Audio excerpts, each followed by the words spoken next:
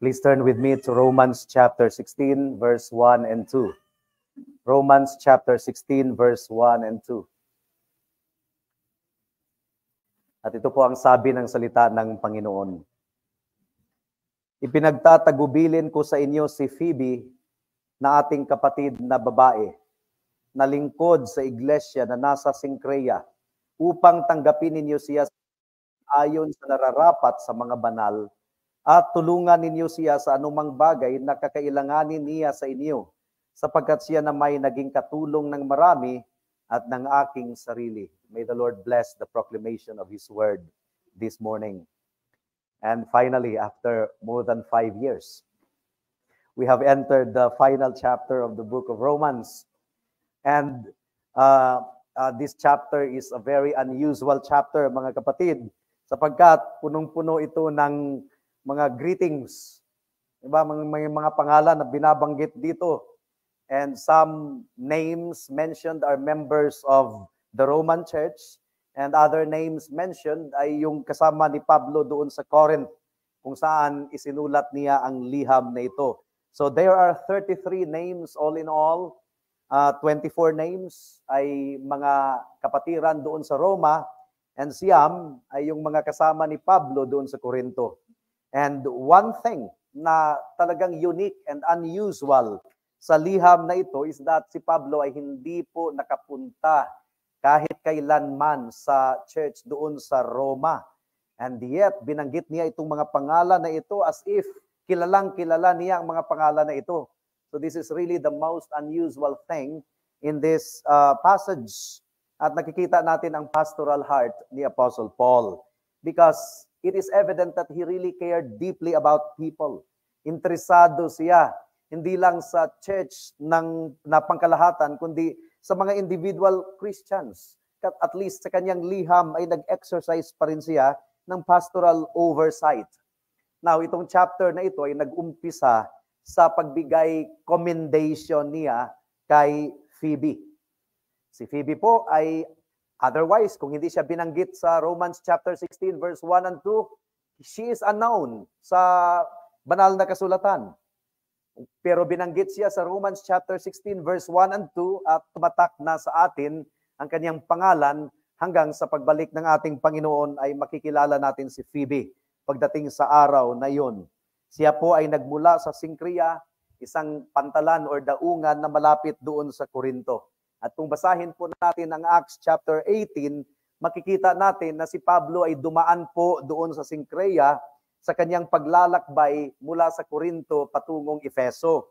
So, malamang ay na-meet niya, nakasalamuhan niya si Phoebe sa trip as recorded in Acts chapter 18. And malamang sa malamang, and I am convinced, na itong si Phoebe na ito ang nagdala ng liham ni Pablo papunta sa mga kapatiran doon po sa Roma. Kaya sa umagang ito ay tanungin po natin, sino ba itong si Phoebe? Sino ba itong si Phoebe? Na isang pangalan na binanggit sa Romans chapter 16 verse 1 and 2, and maraming mga churches ang nag-build ng doctrine for the provision of female deaconess based on Romans chapter 16 verse 1 and 2. So who was really Phoebe at ano po ang matutunan natin sa kanyang buhay? Well, meron pong tatlong bahagi ang ating pag-aaral sa umagang ito na binanggit naman ng malinaw sa passage natin. Una, a sister. Pangalawa, a servant. At pangatlo, a helper. Ito yung description ni Phoebe na sana ay description din ng bawat isang mananampalataya, hindi lang dito sa Herald of Grace, kundi sa buong mundo. Tayo po muna ay manalangin, hilingin po natin ang tulong ng ating Panginoon. O aming Diyos, salamat sa final chapter na ito ng Book of Romans. As to hanggang kailan kami magtatagal sa chapter na ito, kayo lamang po ang nakakaalam. Pero hinihiling po namin na sa final chapter na ito, ang espiritual na pagpapala ay ibuhos ninyo sa amin. Kumilos nawa ang banal na espiritu maging sa aming pagbubulay-bulay sa umagang ito. Ito po ang aming samod na langin sa pangalan ni Jesus. Amen. Who was Phoebe? First of all, tinawag po siyang sister. Tinawag siya ni Pablo na kapatid na babae. She was a sister to Paul, and certainly she was a sister to the saints at Rome na sinulatan po ni Apostle Paul. And what does it mean? Ipinanganak tayo dito sa mundo na makasalanan, and that means at one time, Phoebe was not a sister. At one time, she was not a sister in the Lord Jesus Christ. At one time, she was an enemy of the Lord. She was an enemy of the gospel. At one time, malamang sa malamang, hindi Jewish ang kanyang background. She had a pagan background, kaya siya pinangalan ng Phoebe. Phoebe is a feminine version of Phoebos, na isa sa mga pangalan na itinalaga sa Greek god na si Apollos. So, I would like to believe that she had a pagan background. Hindi naman niya binago ang kaniyang pangalan, pero siya mismo, ang kaniyang kaluluwa, ang kaniyang puso ay nabago ng Diyos, because evidently at this point, she was a Christian and she was a believer in the Lord Jesus Christ. And so si Phoebe ay kapatid sa pananampalataya ni Pablo at kapatid din na babae sa mga mananampalataya doon sa Roma. And Phoebe was also our sister. She was our late sister. She is a sister to the body of Christ at large. And the Bible clearly tells us that Christians are fellow citizens in the kingdom of God. Tayo ay kapwa mamamayan sa kaharian ng Diyos. Tayo ay individual members sa katawan ng ating Panginoong Hesukristo. At bilang mga Kristiyano, tayo po ay brothers and sisters in the family of God. We are brothers and sisters in the family of God. And meron pong kasabihan na blood is thicker than water. Di ba? May kasabihan na gayon. Ang tinutukoy ay biological blood, but I believe that spiritual kinship is thicker than biological kinship. Bakit? Ang dugo na dumadaloy sa atin ay ang dugo ng ating tagapagligtas.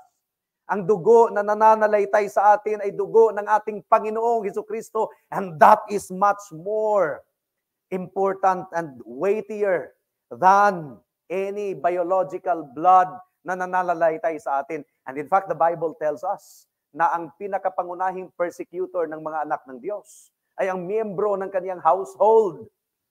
But, sabi ng ating Panginoon, nawalan tayo ng mga kapatiran or ina or ama biologically sapagkat sila ay galit sa atin dahil tayo ay naging mananampalataya ng ating Panginoong Hesukristo, pero napalitan po ito ng pag-ibig sa mga kapatiran sa loob ng iglesia. Napalitan ito ng mas mabigat na relasyon dahil ang dugo po ng ating Panginoong Hesukristo ang dumadaloy sa ating mga kaugatan. And that means Christianity is not simply a formal acceptance of biblical doctrine. Of course, Christianity should be an acceptance of important doctrines in the Bible. 1 John chapter 2, verse 22. Kinakailangang defined po ang ating doctrine, mga kapatid, mga kaibigan. Ang sabi po ng 1 John chapter 2, verse 22, "Who is the liar? But he who denies that Jesus is the Christ. This is the Antichrist, he who denies the Father and the Son." So ibig sabihin, kinakailangang yakapin natin ang cardinal doctrines ng pananampalatayang Kristyanismo sa Bible. But you know what? Christianity is not only an embracing of essential doctrines. Hindi lang yan ang Christianity. What is Christianity? It is, first of all, an embracing of a person. Ang ating Panginoong Hesukristo, ang ating niyayakap. Of course, we embrace doctrine. But Christianity is more importantly, embracing a person. At hindi lang si Kristo ang ating niyakap, kundi ang pamilya ng ating Panginoon. We embrace Christ and we become part of the family of God. Ikaw ay naging Christian nung ikaw ay nagsisi sa kasalanan mo at nanampalataya sa ating Panginoong Hesukristo. Hindi mo kayang iligtas ang sarili mo. Ikaw ay nasa ilalim ng puot at galit ng Diyos dahil sa kasalanan mo. Wala kang magagawa upang mapawi ang puot at galit ng Diyos laban sa iyo. Kinakailangang mabayaran ng dugo. Without the shedding of blood, there is no forgiveness. The wages of sin is death. Kaya si Kristo ay naging tao, hindi nawala ang kanyang pagiging Diyos. Siya lamang ang nag-satisfy sa puot at galit ng Diyos, sa justice ng ating Panginoon.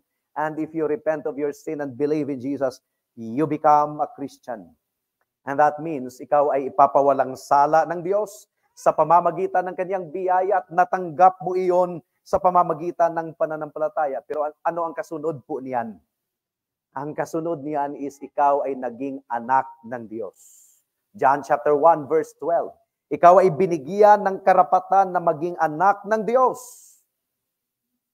And what are we in relation to each other?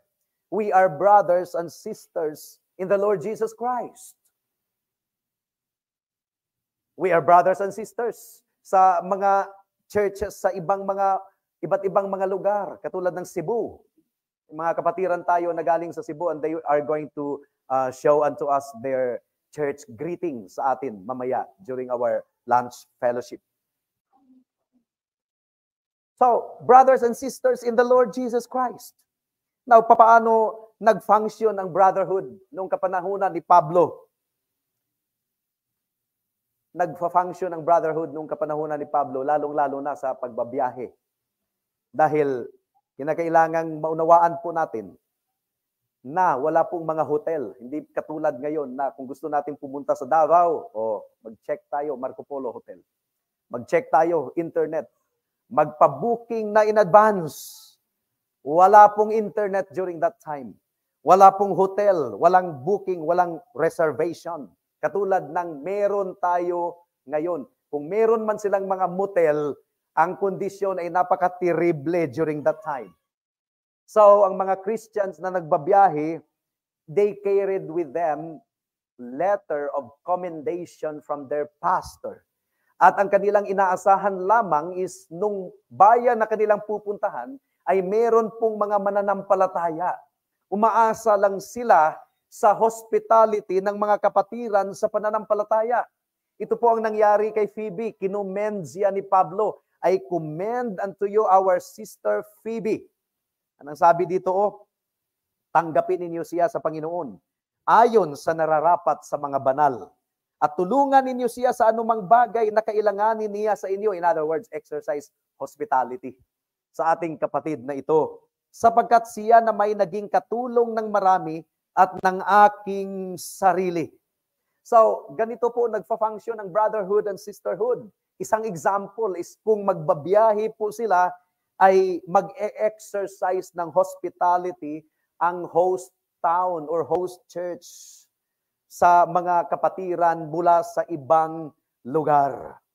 And so, as a result of that, ay meron po silang bit-bit na letters of commendation. I commend to you Phoebe, our sister. Receive her in a manner worthy of our saints, of the saints. Na para bang sinasabi ni Pablo, siya ay kapatid natin, kabilang siya sa family ng Diyos, she is a child of the living God, she is your sister in the Lord, show him love and hospitality and concern. So, she is a sister. Yun po ang first point. Pangalawa, sino ba si Phoebe? Andito po tayo medyo magtatagal sapagkat medyo mabigat kasi ang salita na ginagamit dito is diakonon. Diakonon, it's a neuter form of diakonos, servant. And dito po, nagbibuild ng doctrine and practice ang maraming mga church na merong female deaconess. Dahil dito sa role ni Phoebe na binanggit sa Romans chapter 16 verse 1 and 2. Well, hindi po ganon. At ipapaliwanag natin yan later. Meron pong quote during the Puritan era, 1800s, 1700s, na nagsasabing, as I pass through this world, tayong lahat ay naglalakbay lang dito sa mundo. And I passed through this world once. That is the biblical doctrine. Wala na pong reincarnation. As it is appointed for man to die once and after that to face judgment. Sabi dito, as I pass through this world and I pass through this world once, any kindness that I can do, let me do it. Any opportunity to minister to someone, let me avail myself of that opportunity. Well, si Phoebe, she was that kind of person.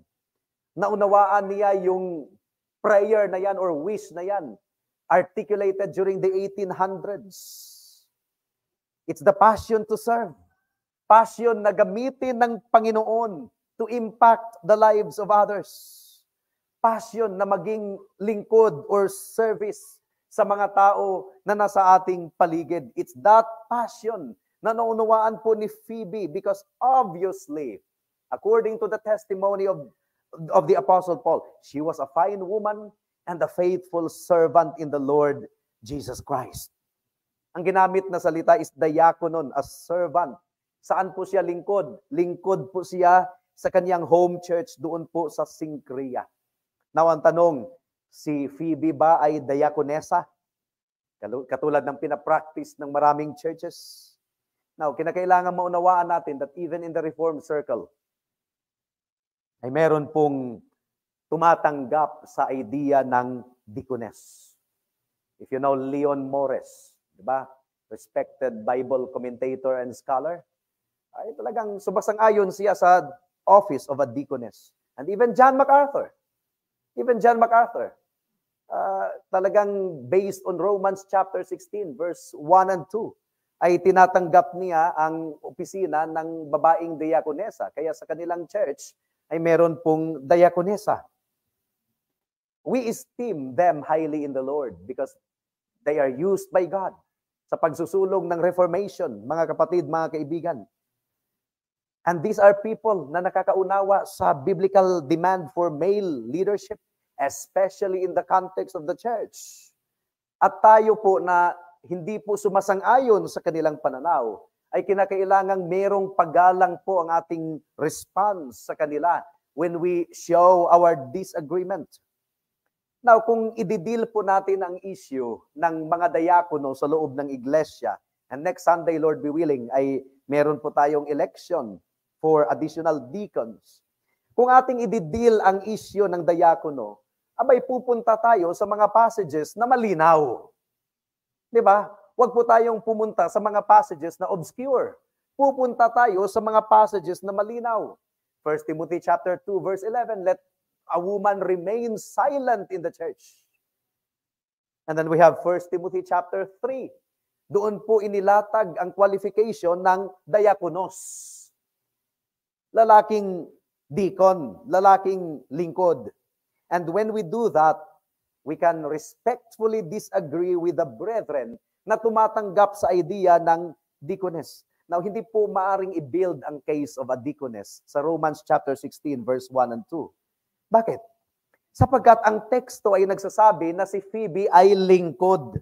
And the word lingkod sa Bible or diakonos, it is very broad and general. Ginagamit ito in a very broad and general sense. Hindi ito ginagamit sa lahat ng pagkakataon referring to a church office. Hindi po. For example, Romans 13 verse 4. Sino po ang tinutukoy dito? Government official, kings and magistrates. Ano ang tawag sa kanila sa verse 4? Sapagkat siya'y lingkod ng Diyos. Diakonos. Hindi naman po ito church office. This is just a broad term for serving God. Sapagkat siya'y lingkod ng Diyos para sa kabutihan mo. Ngunit kung masama ang ginawa mo, matakot ka sapagkat hindi walang kabuluhan ang pagdadala niya ng tabak. Siya'y lingkod ng Diyos. Inulit na naman. Pero hindi ito diakonos sa iglesia. Siya ay lingkod ng Diyos bilang government official upang ilapat ang puot sa gumagawa ng masama.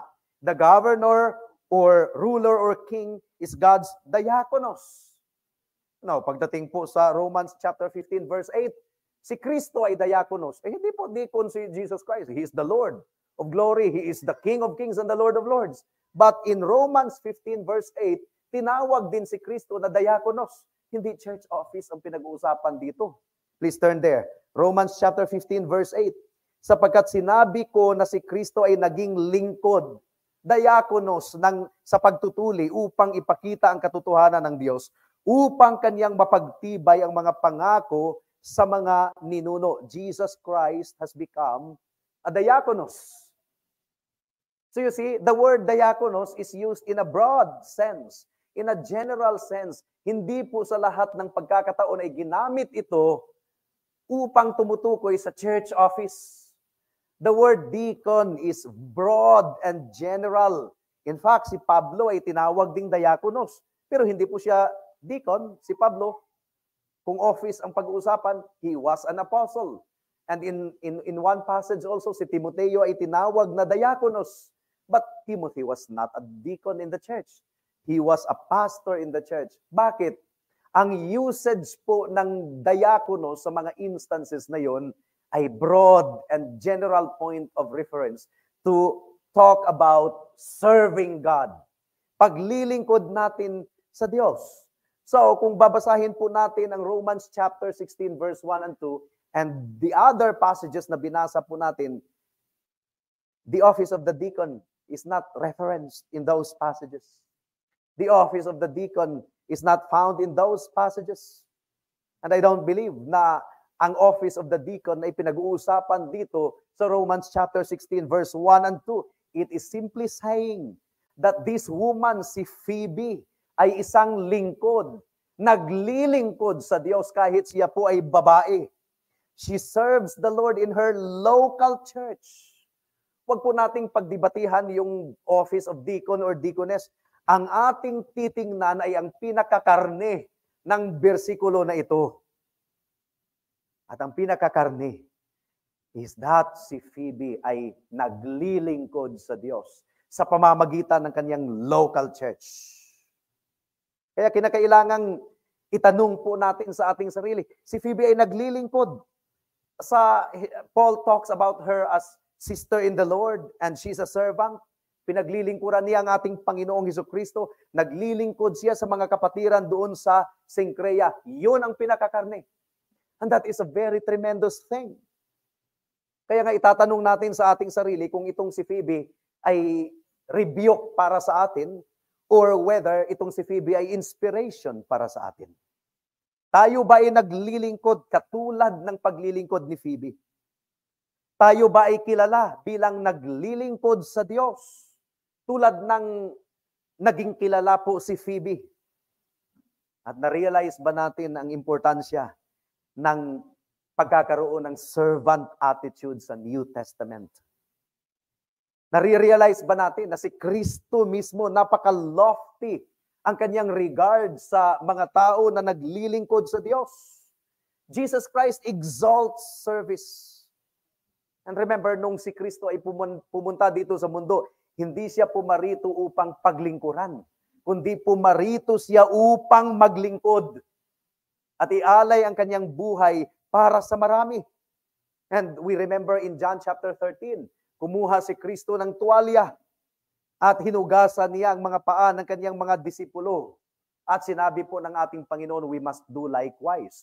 Well, we do not practice foot washing, but the teaching is very clear. I-avail natin ang ating sarili upang maglingkod sa isa't isa. Now, kinakailangang ma-realize natin, mga kapatid, kung papaanong in-emphasize ng banal na kasulatan ang value and importance of service. Ang greatness of the world ay talagang baliktad sa greatness ng Panginoon. Kasi sa greatness of the world, di ba, merong mga organizational pyramid. The more the company grows, ang presidente, yun ang pinaka-top official. Pinaka-most important official. Marami po siyang mga alalay. Marami siyang mga lingkod. So the most important man in the company or in the university, he has the greater number of servants and assistants. And he is considered in the world as great. Kasi sinusukat ng mundo ang greatness by the service that you receive. Marami kang helper sa bahay, you are great. So sinusukat ng mundo ang greatness sa pamamagitan ng service na natatanggap mo. Pero sinusukat ng Panginoon ang greatness sa service na ginagawa mo. The greatest must be your slave, sabi ng ating Panginoong Hesukristo. The Lord measures greatness by the service you render. Sa mundo po, ang mga dakilang tao ay maraming mga lingkod. Sa loob ng iglesia, ang mga dakila ay naglilingkod. Nakuha po natin? In the world, the great have servants. In the church, the great are the servants.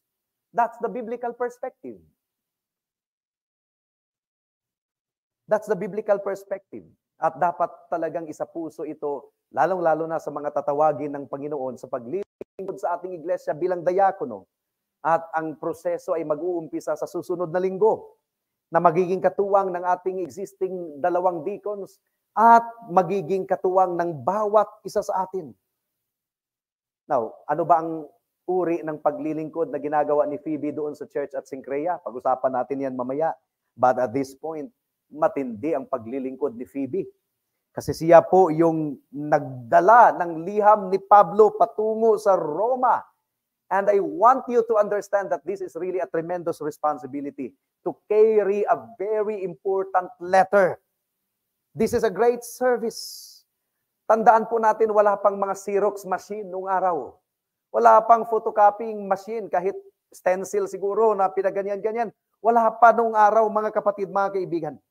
Lahat ng mga parchment, lahat ng mga liham ay sulat kamay. Ay yung sulat kamay na yun, mahal po yung mga papyrus. Hindi po abundant ang supply. That commodity was very precious. At yun ang dinala ni Phoebe sa kanyang mga kamay, papuntang Roma. At yung mga churches, neighboring churches doon sa Rome, pupunta doon at kukopyahin pa yun isa-isa para lang ma-reproduce. You encounter Barnhouse, isang Bible commentator, Presbyterian commentator. Sabi po ni Barnhouse, never was there a greater burden carried by such tender hands.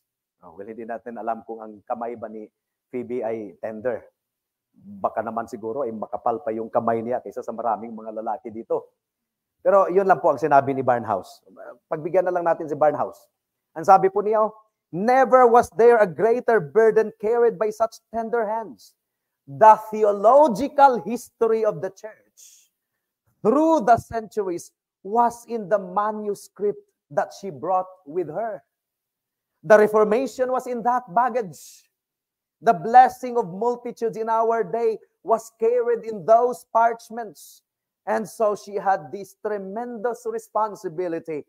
And here was one of the ways in which she was serving the church by bringing this letter to the church in Rome. Grabe, no? Matindi pala yung dinadalang kayamanan ni Phoebe. Dahil ang theological treasure of the church ay andun. And the book of Romans is considered as the constitution of Christianity. Ang Reformation, ang biblical Reformation ay dala-dala ni Phoebe. Now, what about the home church? Sa home church ni Phoebe, anong uring paglilingkod? Well, tinawag siyang diakonon. Ibig sabihin, yung mga naka-attach sa word na diakono noong araw, historically ito. Visiting the sick. Ito yung mga naka-attach sa word na diakonon. Visiting the sick, providing for the needy, and care for the financial and material needs of the people in the church. These are the three things that are wrapped in the word diakonos. And because the word diakonos is attached sa pangalan ni Phoebe, ito pala ang kadalasang ginagawa niya sa kaniyang home church doon sa Syncreia. You see? So, si Phoebe ba ay rebuke sa atin or inspiration sa atin? Naway i-convict tayo ng banal na espiritu. Pangatlo at panghuling punto, sino si Phoebe? Well, the Word of God tells us that she was a helper. Di ba, nasa ating teksto? She was a helper. Hindi natin alam kung ano ang kalagayan ni Phoebe, kung ano ang kanyang business. Pero yung salitang helper dito ay hindi po helper na in the modern sense of the word. Ang salitang helper po is prostatis. Prostatis. Anong English word ang ma-associate niyo sa prostatis? Prosthetic? Di ba? Prostatis. Ibig sabihin, patroness. Meaning to say, talagang prominent ito na figure in the ancient world. Kung ikaw ay tatawaging prostatis, ibig sabihin, ikaw ay mayaman na tao at ikaw ay nag-financially support, nag-i-encourage Kasi dati yung mga artists, katulad ni Michelangelo, wala namang mga pera yung mga yun. Diba? Yung mga, sino pa yung mga compositor nung araw, sila Mozart, Johann Sebastian Bach, hindi po sila mga mayayaman. Papaano nila na ipagpapatuloy yung kanilang scholarship? Meron pong patron of the art. Michelangelo had patron. Mozart had patron. So usually ang mga officials ng bayan or ng bansa ang patron, ang prostatis. So, si Phoebe pala ay ganito. That is what's happening in the church at Syncreia.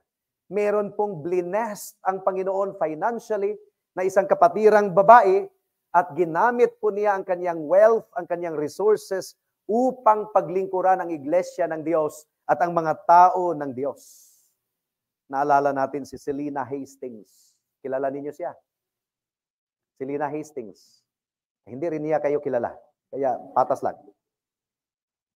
Selina Hastings, Countess of Huntington. So basahin na lang ninyo, no? I-research ninyo. Ang napakayaman ng babaeng ito. Ginamit niya ang kanyang resources in order to promote biblical reformation, the preaching of the gospel and missionary work. So naalala natin, and this is the kind of thing na naka-attach po sa pangalan ni Phoebe.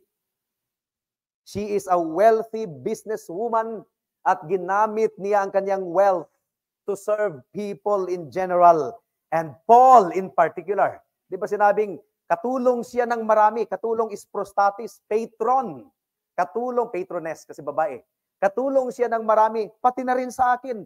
So meaning to say, she was quite a woman. And she reminds us of Lydia. Alam niyo, naniniwala po talaga tayo na isa sa bunga ng conversion is hospitality. Isa talaga sa bunga ng conversion is natutuwa at nagagalak na naglilingkod sa mga lingkod ng Diyos at sa kapatiran. Kasi ito po yung nangyari kay Lydia. Acts chapter 16 verse 13 hanggang sa 15. Acts chapter 16 verse 13 hanggang sa 15. Ang sabi po dito, at sa araw ng Sabat ay pumunta kami sa labas ng pintuan sa may tabi ng ilog na sa palagay namin ay may dakong panalanghinan. At kami umupo at nakipag-usap sa mga babaeng nagtitipon doon. At nakinig sa amin ang isang babaeng ang pangalan ay Lydia na sumasamba sa Diyos. Siya ay mula sa lungsod ng Thyatira at isang mga ngalakal ng mga telang kulay ube. Yung violet na cloth at that time ay pangmayaman yon. Binuksan ng Panginoon ang kanyang puso upang makinig na mabuti sa mga bagay na sinasabi ni Pablo. Nang siya'y mabautismuhan na, meaning to say, siya'y na-converted, kasama ang kanyang sambahayan, ay, take note of this, nakiusap siya sa amin na sinasabi, kung iniyong hinatulan na ako'y tapat sa Panginoon, tumuloy kayo sa aking bahay, at doon tumigil at kami napilit niya. One of the manifestations of genuine conversion is hospitality and serving the brethren and serving the servants of God and the people of God. Para sa iglesia sa pangkalahatan, hindi po natin i-diminish ang contribution ng mga babae sa loob ng iglesia. And there is no doubt na si Phoebe ay isang babae na distinguished. Ginamit niya ang kanyang resources in order to serve her local church. Hindi siya diakonesa, hindi siya, walang office siyang pinanghahawakan, pero siya ay lingkod. Siya ay naglilingkod. At kung basahin natin ang ibang passages ng Biblia, ay marami pong examples ng mga kababaihan na naglilingkod. Si Martha ay naglingkod din kay Kristo sa pamamagitan ng paghanda ng pagkain. Si Mary na mama ni John Mark, pagkatapos makulong si Peter, binuksan ni Mary ang kanyang household at doon po nag-prayer meeting ang church. Mga babae ito. And then ang mother-in-law ni Peter, pagkatapos na pagalingin siya ni Jesus, ay tumindig siya at naglingkod sa kanila, naglingkod sa ating Panginoon. At huwag po nating kalimutan na ang mga disciples of Christ, apostles rather, except kay Judas at saka kay, ang mga apostles, except kay John the Beloved, ay nagsipag-alisan when Jesus Christ was crucified on the cross. At sino yung naiwan doon? Mga babae. It was the women who came and anointed the body of Jesus Christ. Now, kung babasahin natin ang Book of Acts, makikita natin si Dorcas. Have you heard of Dorcas?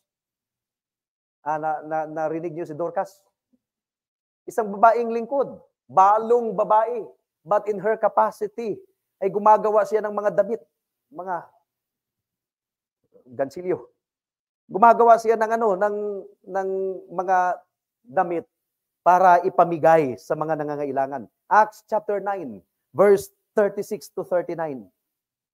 Ang sabi po dito, noon ay may isang alagad sa Joppa na ang pangalan ay Tabita. Now take note, alagad ang ginamit dito. Servant. Na sa Griego ay Dorcas. Siya ay puspos ng mabubuting gawa at ng pagkakawang gawa. Nang mga araw na iyon, siya ay nagkasakit at namatay. Nang siya ay mahugasan na nila, kanilang ibinurol siya sa isang silid sa itaas, sapagkat malapit ang Lida sa Joppa. Nang mabalitaan ng mga alagad na si Pedro ay naruroon, nagsugo sila sa kanya ng 2 tao at ipinakiusap sa kanya, pumarito ka sa amin sa lalong madaling panahon. Kaagad tumayo si Pedro at sumama sa kanila. Pagdating niya, kanilang inihatid siya sa silid sa itaas. Lahat ng mga babaeng balo ay nakatayo sa kanyang tabi at umiiyak at ipinapakita ang mga kasuotan at iba pang mga damit na ginawa ni Dorcas noong siya'y kasama pa nila. So mga babae ito. And of course, Lydia, nabanggit na natin, after the conversion of Lydia, ang unang impulse po niya was to practice hospitality. Kinilala ito ni Pablo. Kinilala din ni Pablo yung 2 babaeng hindi magkakasundo, pero lingkod daw ng Panginoon, si Euodia and Syntyche. So it really tells us that Paul was not an exhibitionist. He was someone who worked with people. He was a team player. He was a people person. Hindi siya yung self-centered na lingkod ng Panginoon.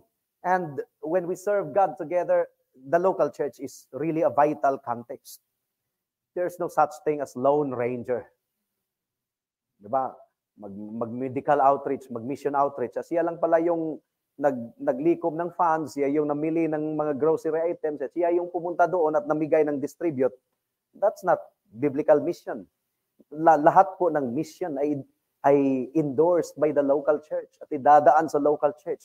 And the local church will really do hand in hand para sa gawain ng paglilingkod, pagmimisyon. We learn to work together inside the church. Kahit yung mga kapatiran natin ay constitutionally different from us. May kapatiran na sobrang seryoso na wala nang time para sa mga crack ng jokes, mga jokes. Merong kapatiran na ganyan. Meron ding kapatiran na grabe, hindi na uubusan po ng kwento at joke. So iba-iba ang perspektibo, but inside the church, we begin to tolerate our differences for a greater cause of serving the body of Christ. Now, ano po ang matutunan natin bilang isang iglesia sa Romans chapter 16, verse 1 and 2? Unang-una, our church should be a warm community. Talagang in-encourage ni Pablo ang iglesia doon sa Roma to be warm to Phoebe. Our church must be a hospitable community, a warm community. At hindi lang basta-basta warm, ang warmness na ating ipapakita sa loob ng iglesia must be a Christ-centered hospitality. Take note of the language of the scriptures, no? Christ-centered warmness. Ang sabi dito, upang tanggapin ninyo siya sa Panginoon. Diba? It is a Christ-centered warmness. It is a Christ-centered hospitality. Tanggapin ninyo siya sa Panginoon ayon sa nararapat sa mga banal. So it was to be a Christ-centered service. It is the outworking of our salvation. Hindi tayo gumagawa ng mabuti para tayo ay maligtas. Malinaw yan sa Ephesians chapter 2, verse 8 and 9. Hindi po tayo gumagawa ng mabuti para tayo ay maligtas. Ang kaligtasan ay dahil sa biyaya lamang at natatanggap natin ito sa pamamagitan ng pananampalataya. Please turn there. Ephesians chapter 2, verse 8 and 9. Sapagkat sa biyaya kayo'y naligtas sa pamamagitan ng pananampalataya, at ito'y hindi sa pamamagitan ng inyong sarili, ito'y kaloob ng Diyos. Hindi sa pamamagitan ng mga gawa upang ang sinuman ay huwag magmalaki. So hindi sa pamamagitan ng gawa ang ating kaligtasan. Pero after nating maligtas, what is the outworking of our salvation? The outworking of our salvation is good works. Paglilingkod. Verse 10. Tumiloy tayo sa verse 10. Sapagkat tayo'y kanyang pinakamahusay na gawa na nilalang kay Kristo Jesus para sa mabubuting gawa na inihanda ng Diyos ng una pa upang siya nating lakaran. So, baliktad kasi ang self-righteous people serve and then save. Maglingkod para maligtas. Yun ang self-righteous. Ang Biblia, saved and then serve. Ikaw ay niligtas. As an outworking of your salvation, ikaw ay maglilingkod. So it is a warm Christian service and Christian hospitality, Christ-centered. And it is described as manner worthy of the saints. Ano bang ibig sabihin ng manner worthy of the saints? Ang ibig pong sabihin nito, kung papaano ituring natin si Kristo, yun dapat ang turing natin sa mga kapatiran. Remember, the church is the body of Christ. When you persecute the church, you are actually persecuting Christ. Di ba yun ang sinabi ng Panginoon kay Pablo? Saul, Saul, why are you persecuting me? Teka, sino ang pinersecute ni Pablo, ni Saulo? Ang church. Pero sabi ni Kristo, ako ang pinersecute mo. So to persecute the church means to persecute Christ. In the same manner, to serve the church means to serve Christ. To treat the church with kindness and with hospitality and with warmness and with love is to do so to Christ. Yun ang pinahayag ng Panginoon sa Matthew chapter 25, verse 35 and following. Sabi ni Kristo, ako'y nagugutom, binigyan ninyo ako ng tubig, pinakain niyo ako nung ako'y nagugutom, nauuhaw ako, binigyan niyo ako ng tubig. Ako'y nakulong, dinalaw niyo ako doon sa kulungan. Sabi ng mga Christians, kailan namin yun ginawa, Panginoon? Wala silang kaalam-alam na ginawa na pala nila. Sabi ni Jesus, as you do it to the least to my brethren, you are doing it to me. Sabi ng ating Panginoon. So yun ang ibig sabihin ng manner worthy of the saints. Kung papaanong ituring natin si Kristo, yun din po ang turing natin sa mga kapatiran. And so we warmly welcome our two sisters from Cebu. Dahil kapatiran natin sila sa pananampalataya. And we experienced their warm hospitality nung tayo ay pumunta sa kanila, noong kasal ni Armel at saka ni Elaine. And praise be unto God because of that. The point is simply this. There is a consistent pattern in the Bible for male leadership, but it doesn't mean to say na ang mga babae ay itsapuera sa loob ng church. Because Phoebe was an example of a woman na talagang walang church office. Hindi kailangang magkaroon ng church office bago maglingkod. Saved and then serve. Yun po ang pattern ng lahat ng mga tao ng Diyos. Pakinggan natin si John Marie. Sabi ni John Marie, Phoebe is one of the women memorialized by the New Testament by their devoted service to the gospel, whose honor is not to be tarnished by elevation to positions. So hindi natin i-tarnish ang honor ni Phoebe by elevating her into the office of a deaconess. Kasi wala nga tayong mababasa dyan sa Bible. So whose honor is not to be tarnished by elevation to positions and functions inconsistent with the station they occupy in the economy of human relationships. Because in the economy of human relationships, the husband is the head of the wife. And Christ is the head of the church. And women are to remain silent in the church. Ang tanong dito, mga kapatid, kailangan pa bang mag-occupy tayo ng church office bago tayo maglingkod? Di ba ang requirement sa pagiging deacon is subukin muna, dapat makita muna sa kanya yung pusong naglilingkod. And then the church will recognize him. Hindi yung saka pa lang maglingkod kung na-elect na as deacon. Baliktad yun. Baliktad yun. Subukin muna. There should be a servant heart. there should be a heart na naglilingkod sa mga kapatiran at sa iglesia ng ating Panginoon. At ang tanong na ito ay para sa bawat isa sa atin. Parehong kalalakihan at kababaihan.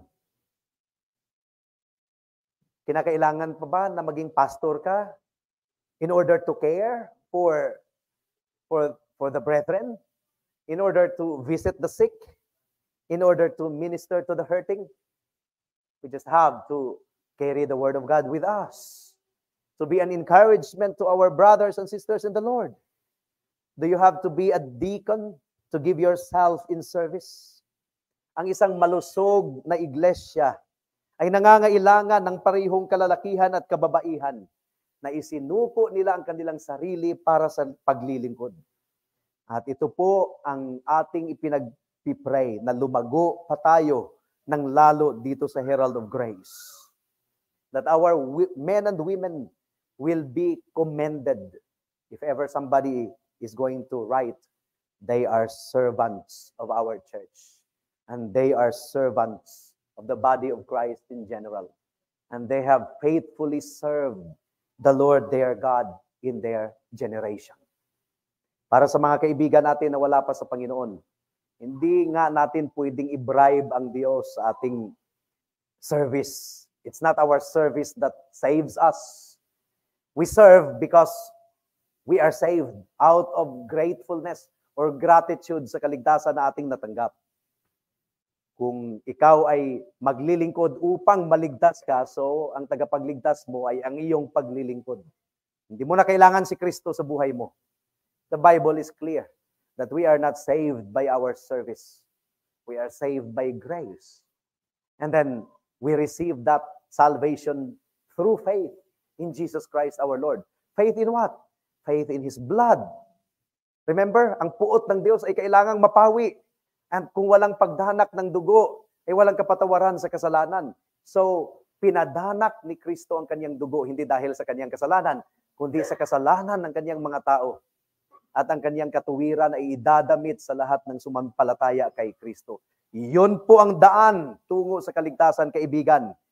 At kung nasumpungan mo ang kaligtasan sa pamamagitan ng biyaya lamang, at iyon ang ating pinagpipray, that's the time that you can render unto God a Christ-centered service and a warm service. A warm service. Saved and then serve. Tayo po ay manalangin. O aming Panginoon, salamat po sa biyaya ng inyong salita sa umagang ito. Naway lalago kami sa paglilingkod. Katulad ni Phoebe, o aming Panginoon. Lalago kami, bawat isa sa amin. Naway ang aming paglilingkod ay hindi para sa kapurihan ng tao, kundi para sa kaluwalhatian ninyo, O Diyos. At ang mga kaibigan namin na wala pa kay Kristo, naway mabura ang kanilang pag-iisip na ang kanilang paglilingkod ang nagliligtas sa kanila. It was the service of Christ. It was the blood of Christ and His righteousness. Ang batayan kung bakit maligtas ang mga makasalanan. Salamat, O Diyos. In Jesus' name we pray. Amen. Our best.